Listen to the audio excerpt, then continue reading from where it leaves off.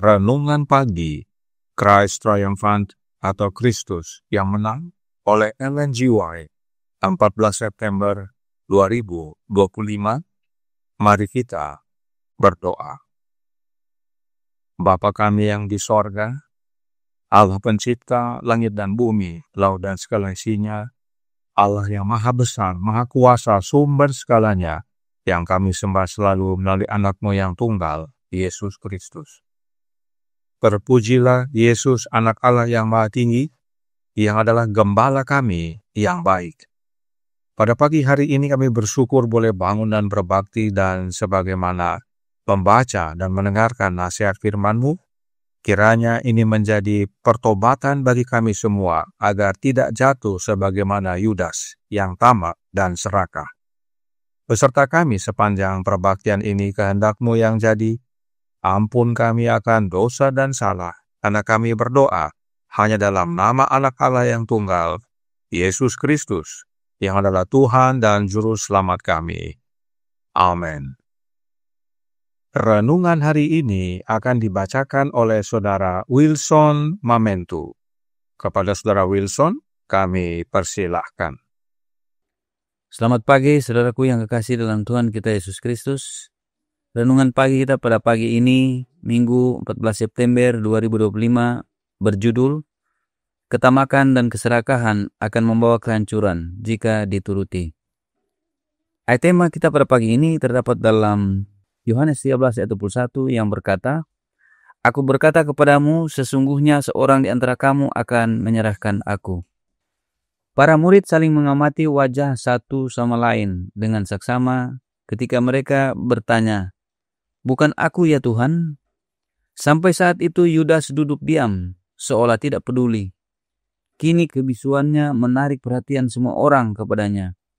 Untuk menghindari tatapan tajam para murid, ia memberanikan diri untuk bertanya, seperti yang telah mereka lakukan. Bukan aku ya Rabi? Yesus dengan sungguh-sungguh menjawab, Engkau telah mengatakannya. Bahkan sekarang Yudas dapat mengakui kesalahannya, bahkan sekarang mematahkan kutukan yang menimpanya. Kristus berada di dekatnya, siap menolongnya. Namun kesombongannya dan godaan musuh begitu kuat, sehingga ia tidak berdaya untuk lolos dari jerat itu. Alih-alih berserah pada belas kasihan Juru Selamat yang penuh belas kasihan, ia justru menguatkan diri dalam perlawanan. Kisah Yudas menggambarkan akhir yang menyedihkan dari sebuah kehidupan yang seharusnya dihormati oleh Allah. Yudas sendiri telah meminta tempat di lingkaran dalam para murid. Dengan kesungguhan dan ketulusan yang nyata, ia menyatakan, Guru, aku akan mengikuti engkau kemana saja engkau pergi. Para murid sangat ingin agar Yudas menjadi salah satu dari mereka. Ia adalah seorang pria yang berpenampilan berwibawa, seorang pria dengan ketajaman berpikir dan kemampuan pelaksanaan. Dan mereka merekomendasikannya kepada Yesus sebagai orang yang akan sangat membantunya dalam pekerjaannya. Wajah Yudas tidak menjijikkan. Wajahnya tajam dan cerdas, tetapi tidak memiliki kelembutan dan belas kasihan yang terlihat pada orang yang benar-benar bertobat. Dalam melayani orang lain, Yudas mungkin telah mengembangkan semangat yang tidak egois. Namun meskipun setiap hari mendengarkan ajaran Kristus dan menyaksikan kehidupan yang tidak egois, Yudas menuruti watak tamaknya. Kristus membaca hatinya dan dalam pengajarannya ia merenungkan prinsip-prinsip kebajikan yang menyerang akar ketamakan.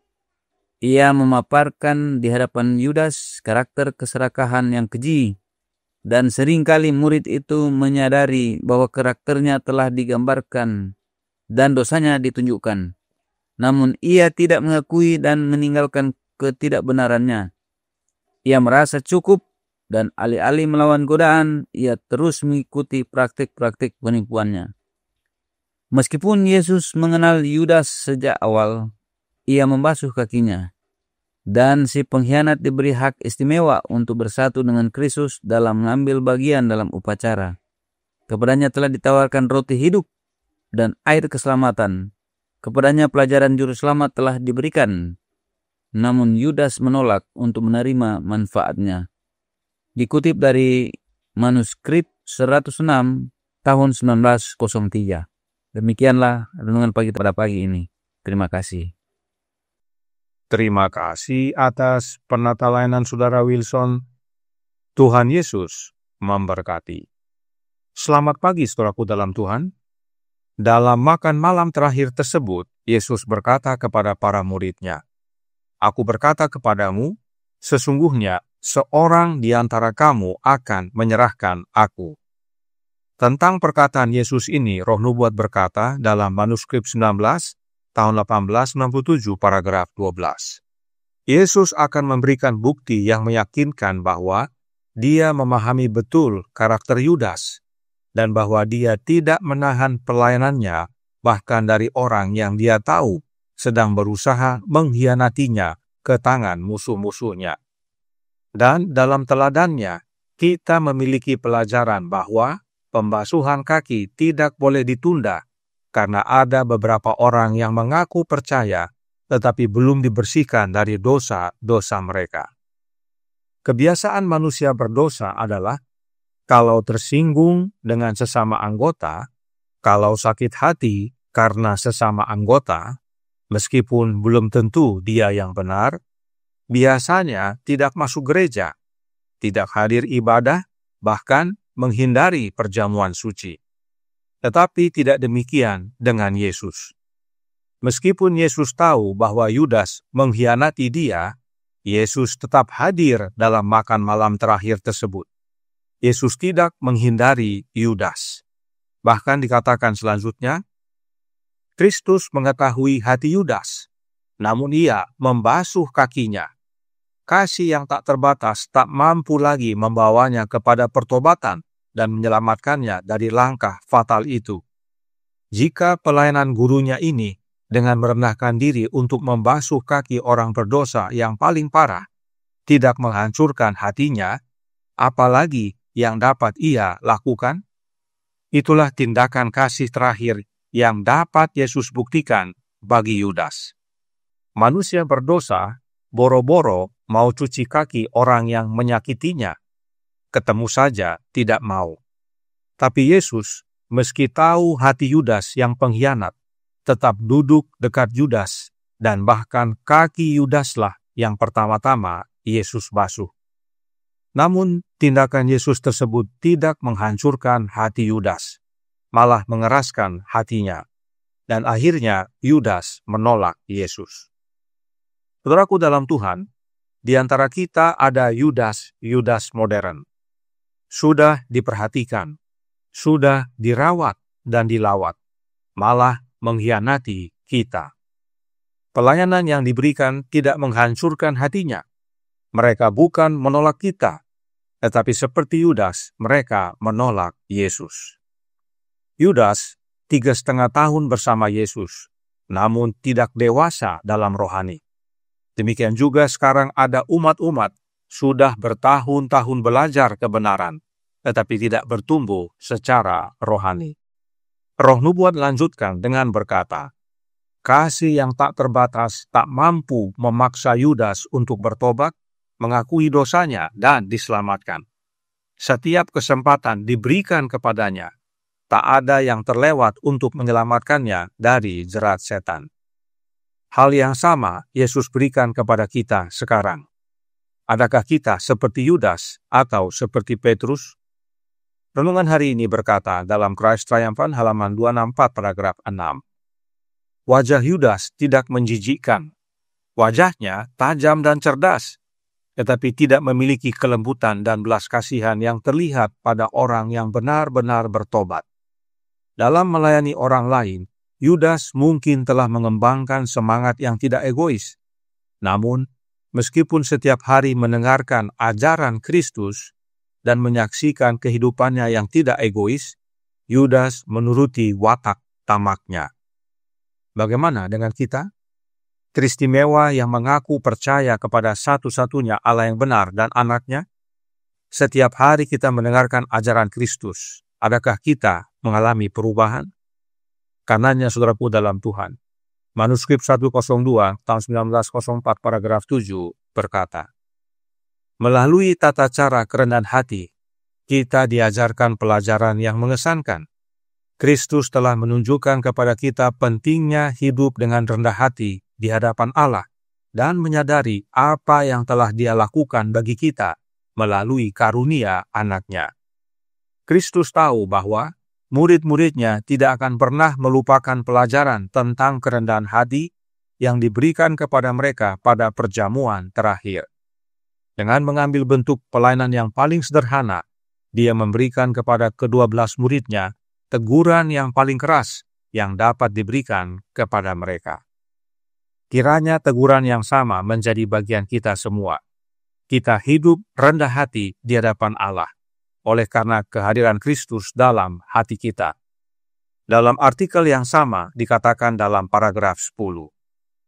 Banyak orang tidak menyadari bahwa dengan berjalan rendah hati bersama Allah, kita menempatkan diri pada posisi di mana musuh tidak dapat memanfaatkan kita. Beberapa orang mungkin berusaha menempatkan kita pada posisi yang tidak menyenangkan, tetapi selama kita memelihara hubungan yang benar dengan Allah dan memiliki kerinduan dalam hati untuk melakukan kehendak-Nya, kita tidak akan menyiksa jiwa kita karena upaya musuh. Ini nasihat keras bagi kita semua. Jika kita hidup rendah hati bersama Allah, maka meskipun setan dan atau manusia-manusia yang digunakan setan untuk menggoda kita, membisikkan kebohongan di telinga kita, kita tidak akan terpengaruh. Tapi jika kita tinggi hati dan merasa benar, maka pendapat kita yang sudah terbentuk sebelumnya tentang orang lain atau tentang apa saja akan sulit dirubah. Malah menjadi keras hati seperti Yudas. Renungan hari ini berkata dalam Christ Triumphant halaman 264 paragraf 8. Meskipun Yesus mengenal Yudas sejak awal, Ia membasuh kakinya. Dan si pengkhianat diberi hak istimewa untuk bersatu dengan Kristus dalam mengambil bagian dalam upacara. Kepadanya telah ditawarkan roti hidup dan air keselamatan. Kepadanya pelajaran juru selamat telah diberikan. Namun, Yudas menolak untuk menerima manfaatnya. Yesus juga tahu tentang kita sejak awal. Yesus telah berikan roti dan air hidup keselamatan bagi kita semua. Pelajaran demi pelajaran disajikan kepada kita semua. Lalu, bagaimana sikap kita?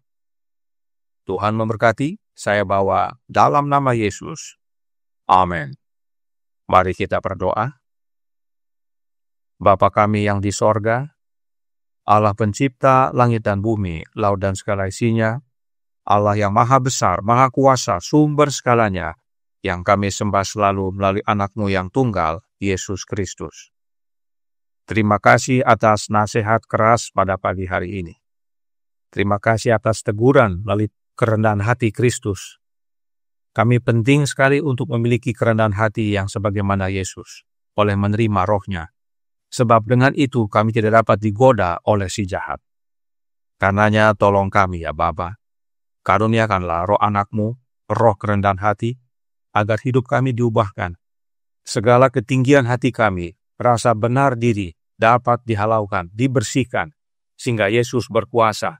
Dan setiap pelajaran, roti hidup, air hidup yang diberikan kepada kami terima dengan senang hati, dengan sukacita, dan mengalami pembaharuan hari demi hari semakin serupa dengan Yesus, hingga pada akhirnya saat Dia datang kedua kali, kami semua boleh menerima kerajaan sorga.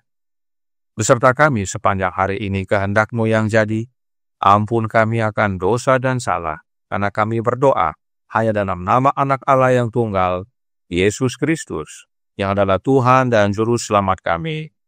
Amin.